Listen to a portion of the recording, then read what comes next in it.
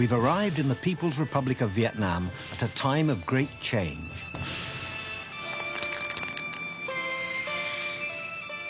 Ho Chi Minh, father of the country, is a memory. Don't want to make them too wide, Charles. Vietnam is rejoining the world.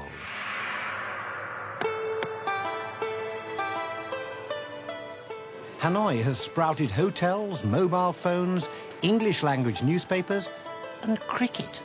English expats v Indian expats. Okay.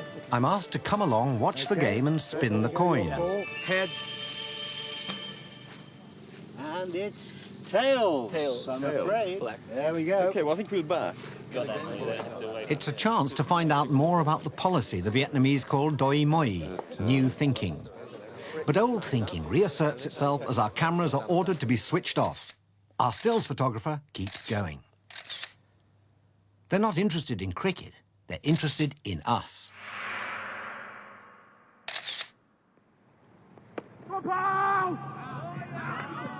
England not only have to cope with fierce Indian bowling, but a Vietnamese military build-up as well. The officer in charge rings his supervisor. He calls for reinforcements. International diplomacy is brought to bear. The British Embassy is informed. India House is put on red alert.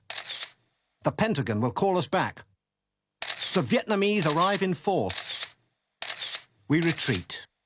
What's happened is that the only pitch where they can play in Hanoi is actually on land owned by the Vietnamese Air Force over there, and filming the cricket match was deemed to be a threat to national security.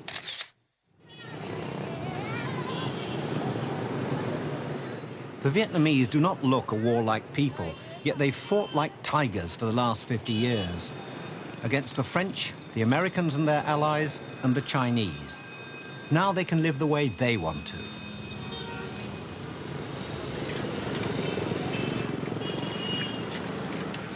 Banners across the road proclaim the message of socialism, but the shop fronts proclaim the message of the market. In the Vietnam War, this prison, where captured Americans were interrogated, was known mockingly as the Hanoi Hilton. Now it's part of a property development, from which a real Hanoi Hilton may one day rise. Where Americans were once tortured, they will one day come to be pampered. Despite the changes, an air of wartime austerity still hangs over Hanoi, and the railway station undoubtedly smacks of a more comradely era. Which way to the train for Saigon? This way? Yeah. You don't want it. Okay. Quý khách có vé đi tàu vào hẳn trong toa, ổn định chỗ ngồi để đoàn tàu chuyển bánh. I'm leaving on the Reunification Express, southbound for Ho Chi Minh City, which most of those who live there still know as Saigon.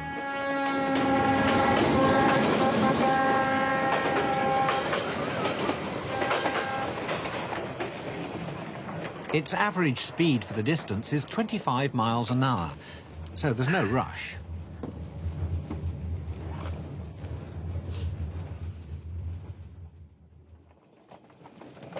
The Vietnamese coast curls gracefully along the South China Sea. The railway follows it for 1,250 miles on the long haul from Hanoi to Saigon, from where, God willing, I shall eventually strike east to the islands of the Philippines and Borneo.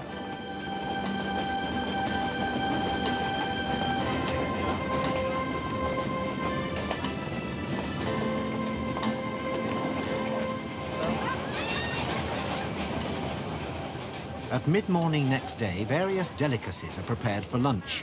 Pork is unwrapped from banana leaves. There are prawn fritters and raw vegetables and something in a bucket.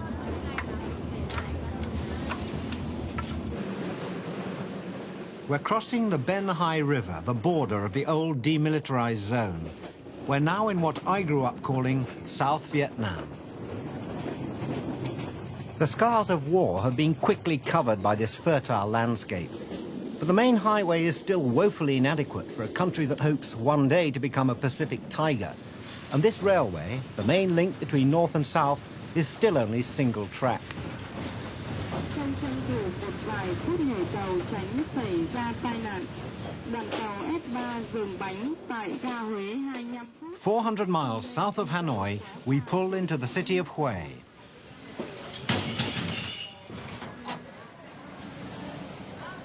Tourists are welcome in Vietnam these days, but fare dodgers are definitely not.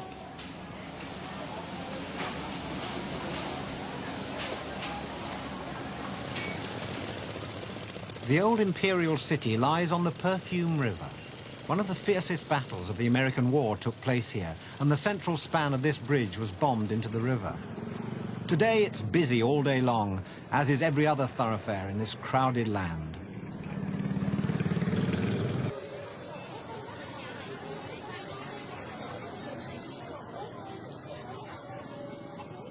If you want a bit of peace and quiet, I recommend the Forbidden Purple City, seat of the emperors. What happened to the royal family? I mean, presumably, are there any of them still alive? As I know, the last emperor, our last emperor Bao died. He's still alive in France now. Oh. He's about 83 years old. And is there anyone in Vietnam want him back to rule the country? I don't think so. According to my opinion, I think he's only now in our mind. Yeah. He's the king of the past. King of the past. Yeah. This is good. Yeah. Here is the bell. And Made in under the time of the second king Minh Mạng. My guide, Miss Hong, explains that this was the religious and cultural centre of all Vietnam. But as we move from the gatehouse and through to the heart of the temple, I'm in for a shock. So now we are at the center of the Forbidden Purple City, where the royal family used to live inside here. There's nothing here at all. It's all gone. The French started the work of destruction, and the Americans finished it off. It's as if the Forbidden Purple City had sprouted wings and flown away. The Perfume River is Hue. People drink it, wash in it, fish in it, and live on it. I've hired a sampan to take me out on it. Progress is picturesque, but pretty slow. It's not as easy as it looks, is it? That's difficult, I think. Difficult for someone to understand all the turning, yeah. You can start the engine now if you want. Okay. Start the engine now.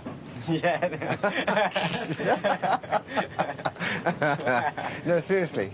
You can now start the engine. Director says, yeah, he says, start engine now. I mean, what do I have to say? So, where is the engine? Yeah. Yeah. Okay, can you start it now? No. Yeah. Yes. Good. Now. Now. Yeah. Right. And in the here the motor Yes. motor. I'll go here and you start it. Okay. No. Yes.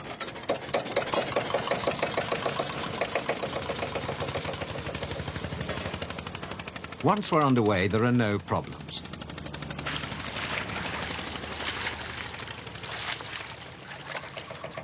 That is, until we have to stop. Oh, yeah. Turn the engine off. Kill engine. Stop engine now. Yes. Okay? No. Good. Stop engine. Yeah, stop it now. Okay? I can't do this. Will you stop engine now? Yes. Yeah, I'll move this. Oh, here. Yeah, that's right. Move this. Yeah, that's it. All right, can you turn it off? My destination is the Tien Mao Pagoda that has stood here for 400 years.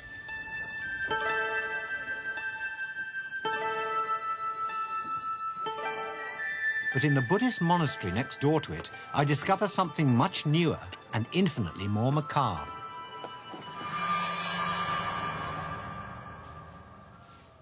This is probably the most famous Austin motor car left in the world today, because it was in this car that a monk from this monastery was driven to Saigon one day in 1963, and he set a light to himself in protest against the way the Buddhists were treated by the Saigon government at the time. It was a world-famous photograph was taken of the monk, and in the back of the photograph there is a picture of this very car. And it's really kind of weird to see it here, a photo that one knows so well.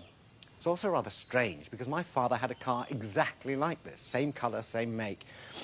I mean, I went to school in a car like this.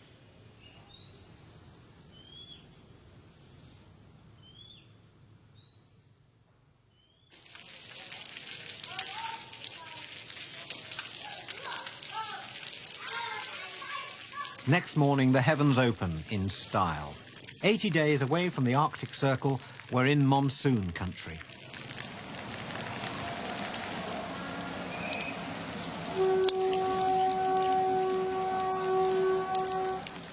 Today we continue our journey on the next reunification express southbound out of Hue. When the French were booted out of Vietnam in 1954, they didn't leave much behind, but they did leave a railway. And their word for railway station, gare, has somehow survived.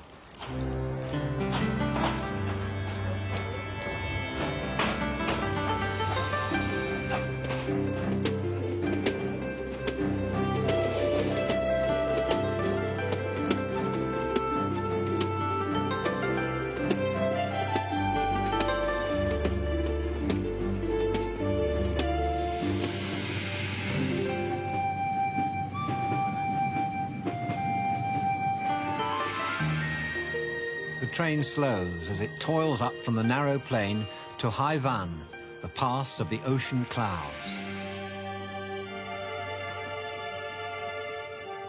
The mountains come close to the sea here, and at Da Nang is the most famous of them all, Marble Mountain.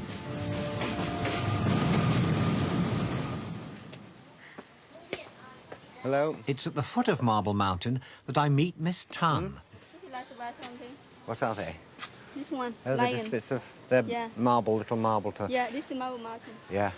I'd like to see the mountain. Yeah, this way up. Yeah? You know how, where do I go? Just keep going? Yeah, keep going and go left. Will you show me what Yes, to do? okay. You go this way, Okay. 157 steps up. I may not buy anything, I Yeah, warn you no that. I'm problem. very, very Don't mean. worry, be happy. Be happy, yeah. I'll be Go happy. this way, and later you go down another way. How do you learn, where do you learn your English? At school. It's very good. I don't know many Vietnamese who could say lovely jubbly. Lovely, lovely. What else can you say? You can You say want to learn lots. Vietnamese? Hmm? You want to learn speak Vietnam? Yes. I'd just like to be able to say hello. Xin chào. Hmm? Hello is xin chào in Xin, Vietnam. xin, Xin chào. xin chào. Yeah, that's right. How often do you do this? How many days a week? 6 days a week. Really? Every day? All No, day? No, all day. We go to school in morning. You go to school in the morning? Ah, of In course. the afternoon, 7. Because tell me how old you are? 16 years old. 16, that's right. Yeah. And when will you leave school? 22. 22? That's a long education. At the same school, or will you go to university? University Where? in Da Nang City. Da Nang. Yeah. And what do you want to do? I want to be a doctor. Ah. So, you can see daylight. Looks as though we're nearing the summit. Is that right? It's Yeah, not a right. big mountain, but it's where it is and what's next to it that's important. Oh, that's spectacular. Spectacular. Yeah, spectacular, as we say in English mountaineering circles. Here you see 5 mountains. Yeah, Yeah, that's right. Metal, Metal. wood, small Yeah. one. Wood, yeah, Fire, 2, yeah. earth, and this is water. This is You water, stay in so- water. Having got up here, have I done some good for myself? Yeah. Will the gods smile on me, or? Here you sit down to be the king chair. Yeah, For families, family very lucky and long life. A long life. Yeah. For you, old man. I could do... I think I've had enough, don't you? Quite enough. 52 years. It's quite enough. I'll try, there might get another 10 years out of it. Okay, you sit down to I be feel the like a king drink chair. anyway. Okay, Let's have a get up. sit. Thank you, by the way. King's throne, adaptable for all sizes. Ah! Oh, that's better. I feel revived already. I feel at least, 10 more years I could go on. Yeah. Let's make this a 25-part series. In CinemaScope. Get rid of those mountains.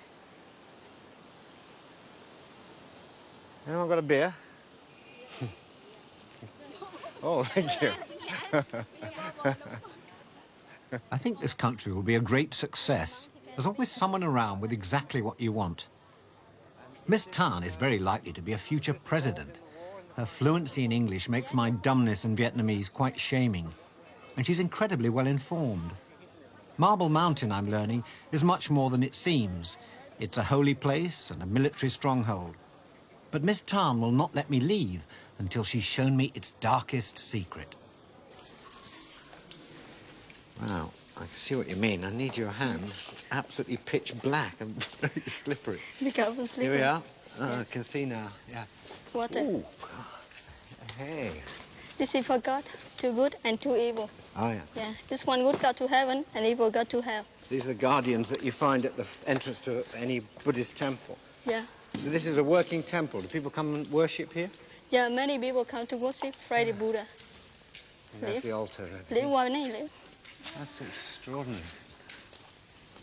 And this Holy War American bomb. Hmm? This is the Holy War American bomb. Oh, right. Yeah, So before. The American bomb made that hole? Yes. Before 1968, on this Category hospital. And after American bomb down. Yeah. There was a Yeah. hospital here Yes, during before. Vietnam. After that, I need some fresh air. I take a walk on nearby China Beach, once a favoured haunt of off-duty American troops.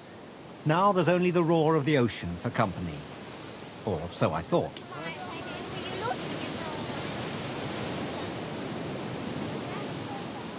American forces may have gone, but the sight of a lone Westerner without a seashell or a slice of mango is just too much for the local children to bear.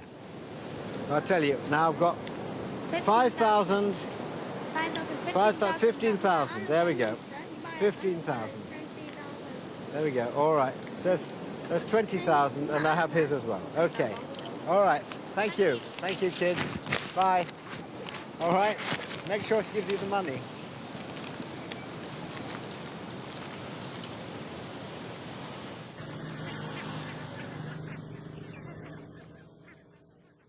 I'm on my way to Vietnam's deep south and one of the world's great rivers, the mighty Mekong. After its 2,500-mile journey, the Mekong forms a huge delta here. These are fortunate people. The river deposits enough mud on Vietnam to increase the size of their country by 200 feet a year. And what's more, it's high-quality, well-traveled mud. So there are probably a few grains of Tibet in here because it rises in Tibet, rather large chunks of China, huge bits of Laos, chunks of Cambodia, but it's now incontrovertibly all this mud belongs to Vietnam, and it forms one of the most profitable agricultural areas in the world. So where there's mud, there's brass, as they say in southern Vietnam, not in that sort of accent, but you know what I mean. This being Vietnam, a little bit of water doesn't stop people buying and selling. These dugouts become shops and shopping baskets. And this being Vietnam, you can find almost anything you want.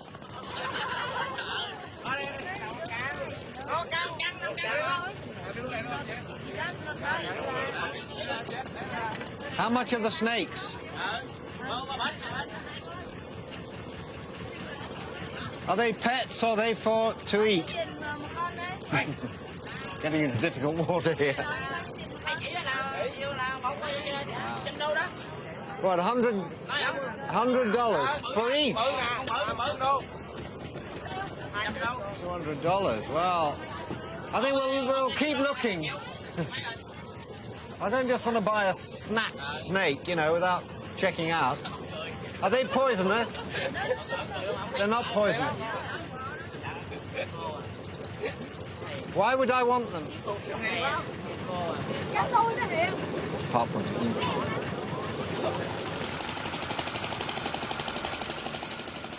From this little delta town dominated by a Catholic church, it's a short hop to Tay Ninh province, home of one of the world's newest religions. It's called Cao Dai, and it was invented by a civil servant in 1926.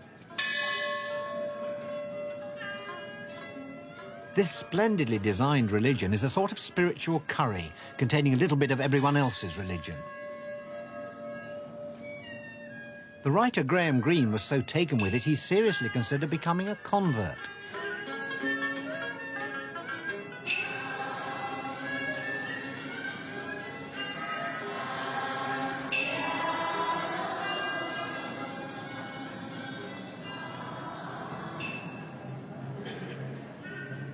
In the foyer of the Great Temple is a mural depicting 3 of Cao Dai's patron saints: Chinese revolutionary and statesman Sun Yat-sen, Vietnamese poet Nguyen Binh Kiem, and Victor Hugo, author of Les Miserables.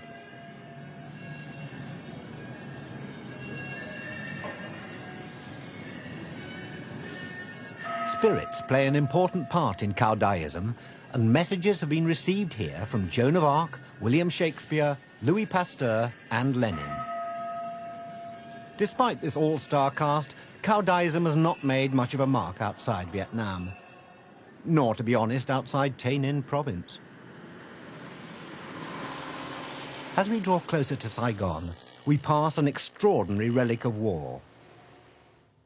And this area here, this underground area, so it has a hospital. What else does it have? What other facilities? It's connected to the meeting room. These are the Cu Chi Tunnels, a 100-mile underground network built to house guerrilla armies fighting the French and the Americans. Despite being blasted with bombs and raked with defoliant, they were never destroyed in 35 years of warfare. And what was this? You can see here the fighting bunker of guerrilla forces before. How many people could be hidden underneath the earth in these tunnels at any one time? Normally about 5,000 guerrilla forces can stay inside the tunnel one time. Before I expire, can I explore a little on my own? Okay. Is that allowed? Yes. Okay. Please. All right. I won't go far, but I'll try this one down here. Yeah. Well, this leads to another fighting bunker. Come to another, Yeah. not Okay. fighting bunker, another room. All right, another room. All right, I'll see what that's like. Here we go. People lived here for up to 2 weeks. 2 minutes are enough for me. I head straight for the emergency exit.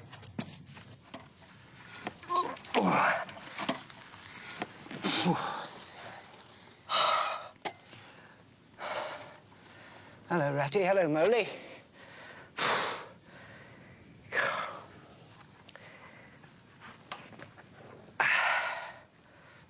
I'm obviously not cut out to be a guerrilla fighter, otherwise I'd have closed the door behind me. I find little resentment among the Vietnamese about the war. Maybe it's because they won. But this museum of war crimes in Saigon shows they won't forget.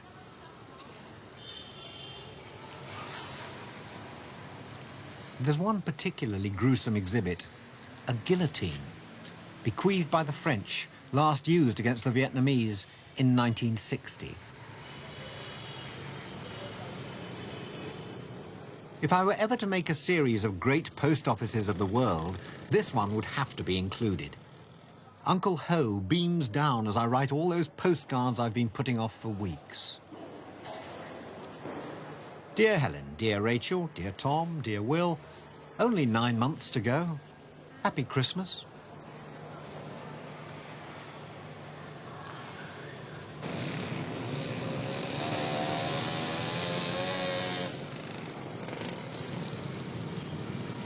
It's time to leave Vietnam, if I can.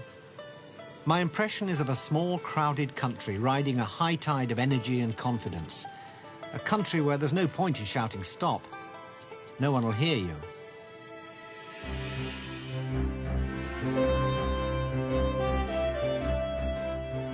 A 1,000 miles from the heaving crowds of mainland Asia are the heaving crowds of the Philippines, whose capital, Manila, with a population of 12 million and rising, is one of the Asian Pacific megacities. This is what happens when bicycles become cars. The gridlocks of Manila are enlivened by the jeepney, that peculiarly Filipino conveyance evolved from American jeeps left here at the end of the war. They're brightly painted and often eccentrically named. Well, not always.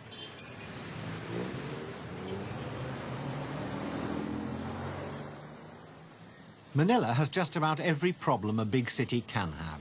Too many cars, too many people, too little space, too few houses, not enough money, not enough jobs. There's no unemployment benefits, no income support to fall back on here.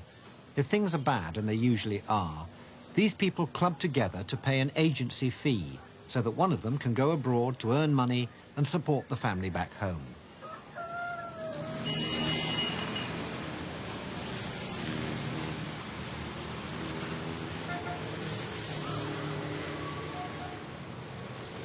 I'm outside the headquarters of the Friends of Filipino Migrant Workers.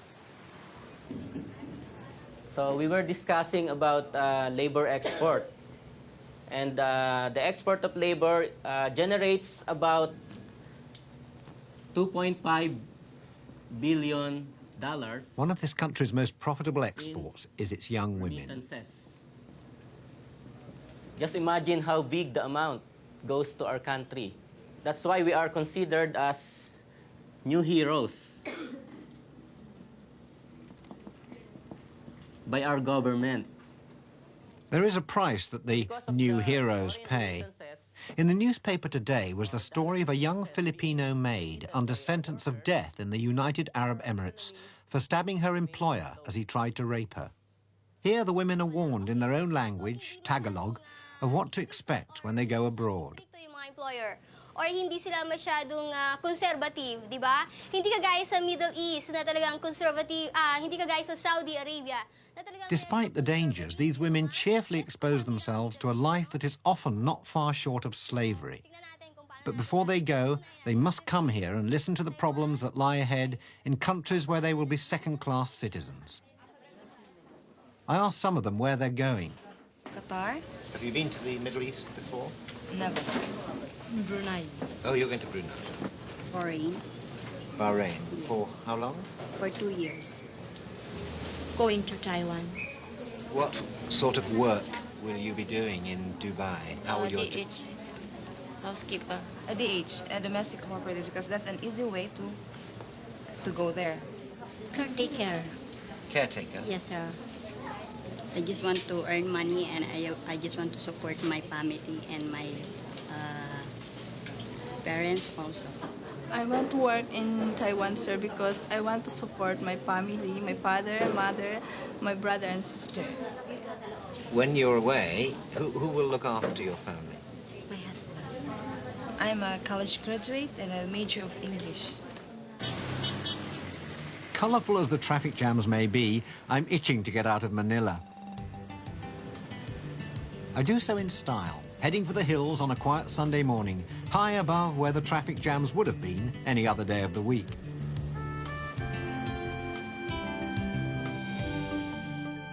Luzon is the largest of the 7,000 islands of the Philippines.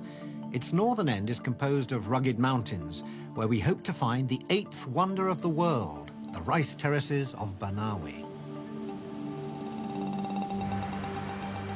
But the highland weather is turning bad, and Luis, my pilot, is not a happy man.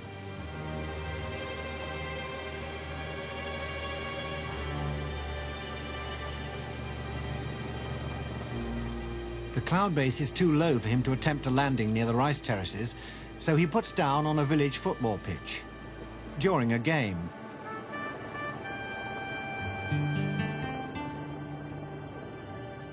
Leaving the teams to take half-time early, Luis organises alternative transport.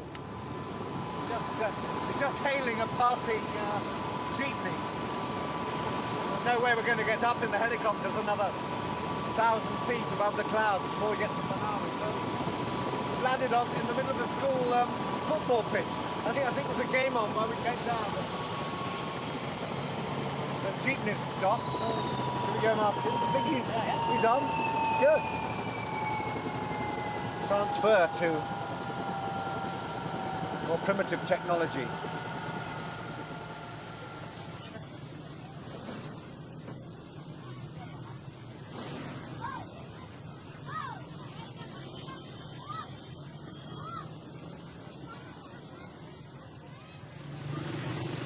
You've got the Union Jack on the back.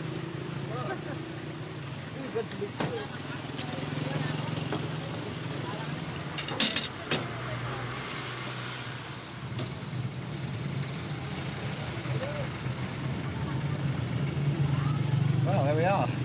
5 minutes of landing. We're on our way up there. How long is it to the terraces? How long a drive? Around 1 hour, sir. 1 hour drive. 1 hour drive. Right. See much more this way. Well, more slowly anyway. Our new driver, Rodolfo, has other ideas. He's clearly had Grand Prix training.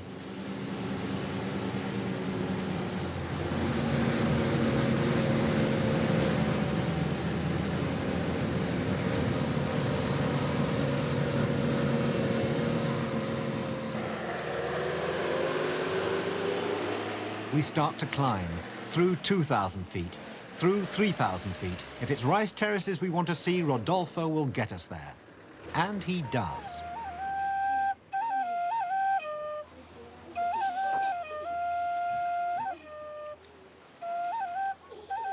The trouble is that the terraces themselves are at 4,000 feet. This makes all the difference. Hello. Come to see the rice terraces? Well, behind...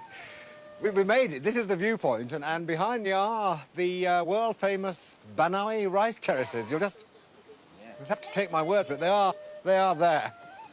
But unfortunately, as you know, there were problems with visibility. So, well, you can just close your eyes or imagine some rice terraces, and I'll read from the guidebook.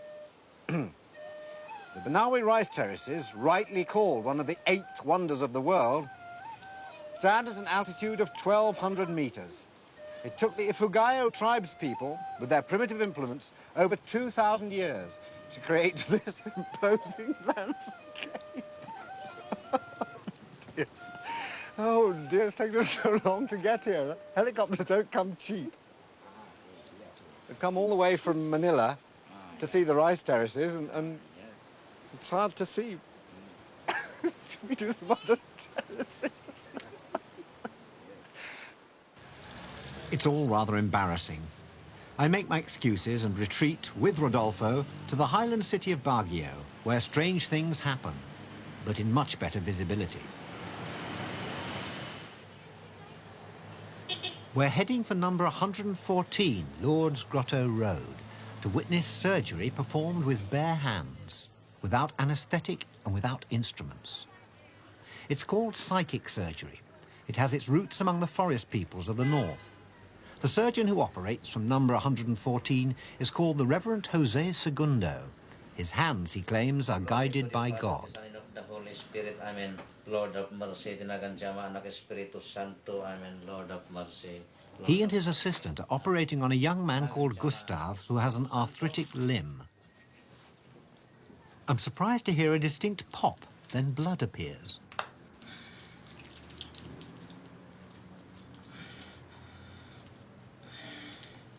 Psychic surgeons claim the blood appears through the skin by a form of magnetism.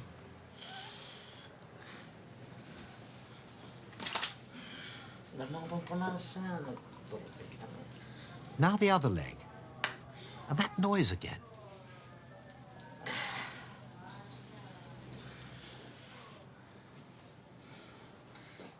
This is surgery stripped of all the familiar trappings. No lights, no masks, no rubber gloves, no machines that go ping, just fingers that go pop. To me, it looked as though there was some sleight of hand, that you were perhaps popping a little blood capsule or something like that, because I could see no way in which blood could come out of Gustav's leg without piercing the skin. There was no mark on the skin at all, yet there was blood. Were you actually popping a little pill to make him feel better? Yeah, you know, you cannot see what I am doing, the operation, unless that you have the third eye. If you have the third eye, this is 1, 2, and then the third eye here. Yes. If the third eye is open for you, then you can see what is that. Well, I could see with my 2 eyes But that your there was 2 no... eyes you can never see. To get a second opinion on my eyesight, I make my way to another address in Lourdes Grotto Road, the consulting rooms of Mr. Ambrosio Pellingen. As I arrive, his patient is summoned in for what is known as the bloody operation. The patient's wife waits outside. Ambrosio has no assistant. He asks me to help him. It looks as though you're opening the skin. You're making a hole with your fingers in his chest, and that's just not possible, is it?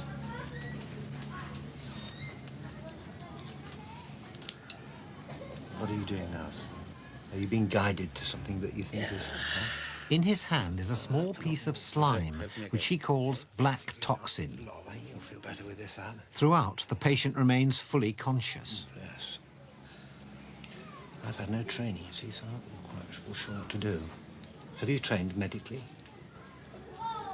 No, sir. It was, I think, I take it from my ancestors. Really? Yeah. There's a little channel in there. I mean, it does look as though there's a hole, but there is no hole because there's no mark on the body, so I don't know quite where this red stuff, which is also on me, where this blood comes from. There. That's someone could analyse that. My fingers are completely unsterilised, they're unclean, and they're going into his wound. Never mind. Why will that not infect the wound and make him worse? I will soon explain to this. There will be no contamination or anything as long as healers are the one who is working on it. As long as the healer is the one who's working on it? Yes. There is so you create a sort of spiritual antiseptic around it? Yes, yes. That is the use of garlic.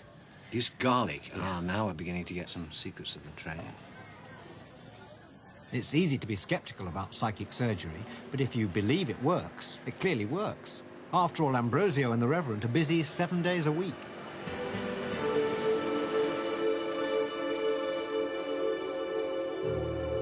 Philippine history, they say, began with the Spanish and ended with the Americans. 300 years in the convent, 50 years in Hollywood. These mountains, with their 1,000-year-old terraces and ancient forms of healing, leave me with the impression of something more powerful.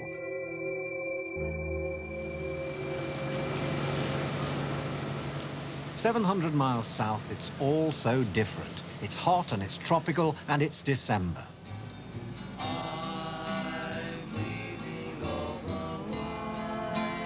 Christmas, just like the one I used to know.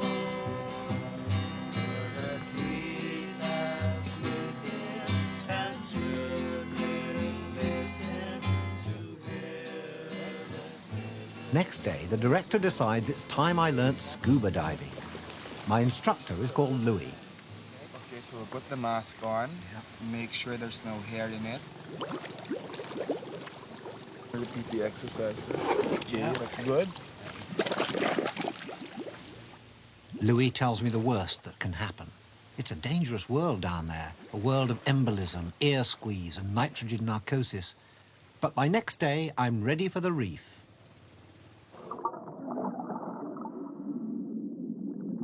Once you realise that your role model is a fish and not a human, a whole new world opens up.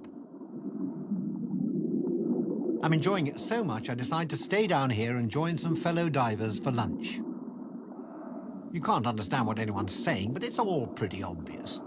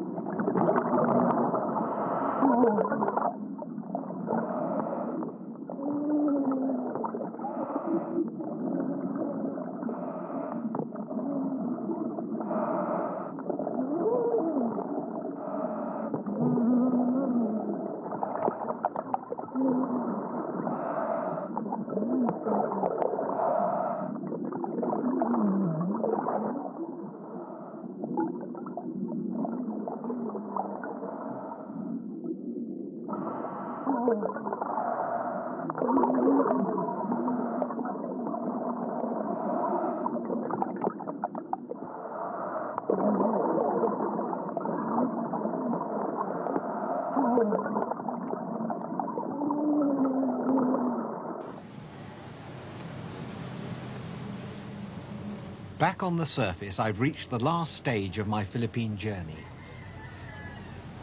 I'm aboard the ferry Princess of the Pacific, heading for the port of Zamboanga.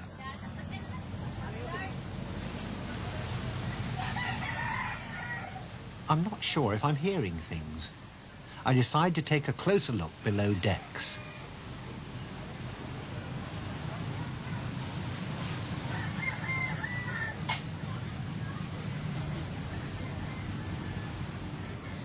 What I hadn't realized is that Zamboanga is one of the cockfighting centers of the Philippines. And here they all are, arranged, packaged, labeled, and probably pretty fed up.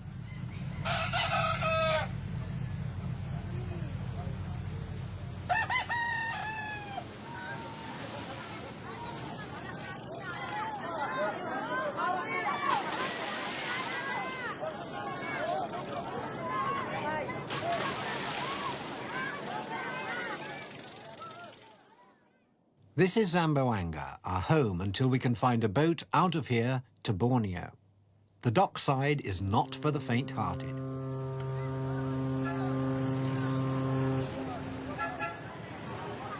As we fight our way off the boat, I can't help wondering where all those cockerels are going to end up.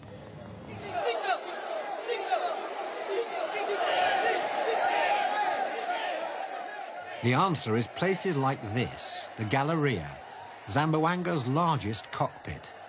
The Spanish conquerors introduced the sport 400 years ago. There's a cockfest here about every other day. The fights themselves may not last more than a few seconds. It doesn't seem to matter. It's all about betting. This provokes strong passions. How much money is bet in each bet? Is there a minimum? Minimum of for people on the ringside, 500. For people outside. On the ringside, 500 pesos. That's about $20. Yeah. Yes, yeah. that's correct. Yeah. And how is the bet recorded? No one seems to write anything down. Yeah, the colors, the crystals, we call them locally the crystals. The crystals, the men in pink, yeah. Yes, they can remember faces, who bet it and who bet against, you know. So there's nothing much that has been recorded.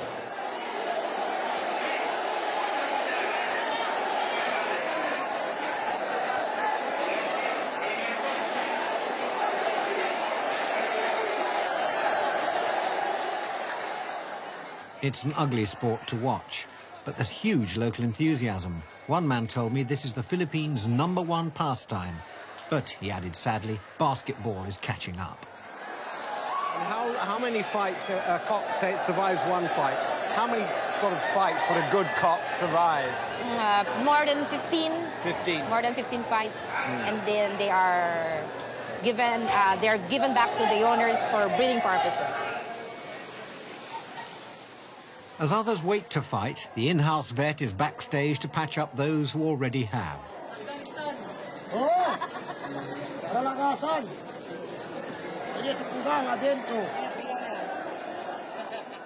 But this is the Philippines, and alongside the gore is the glamour. The beauty competition is widely held and widely revered. Imelda Marcos was a Miss Manila. Winning a beauty competition can be an important step in a girl's career. Judging one could be an important step in my career. Tonight, beside the sea at Zamboanga, my fellow judges and I will choose Miss Bella Pacifica.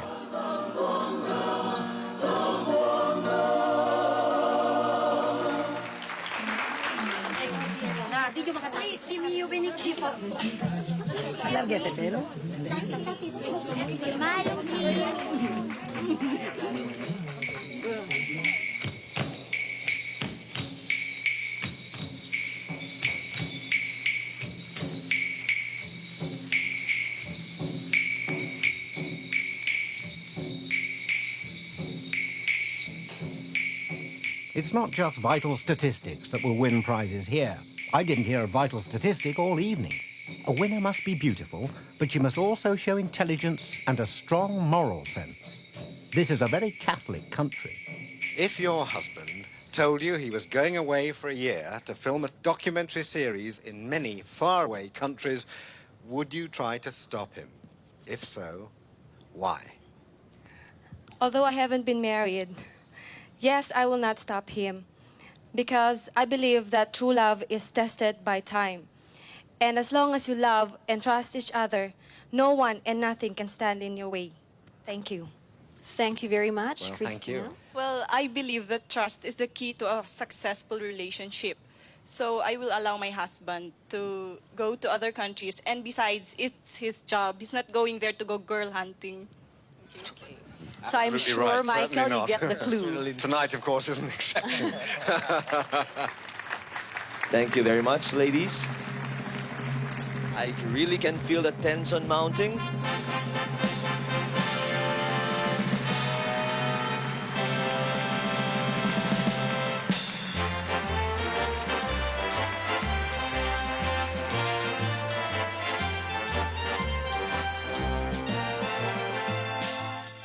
There are many things of beauty in the Philippines, but I think if I had to choose one object that represents the spirit of this country, it would have to be the jeepney.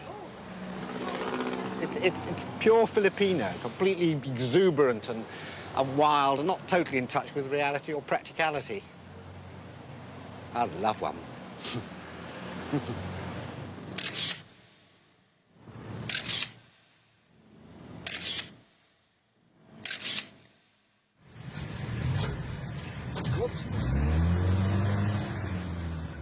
I've been longing to drive my own jeepney since I first set eyes on one in Manila 10 days ago.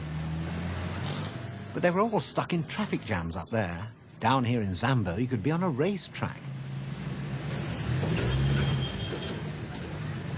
That's not a bad idea. I could inaugurate the first Zamboanga Grand Prix for jeepneys only.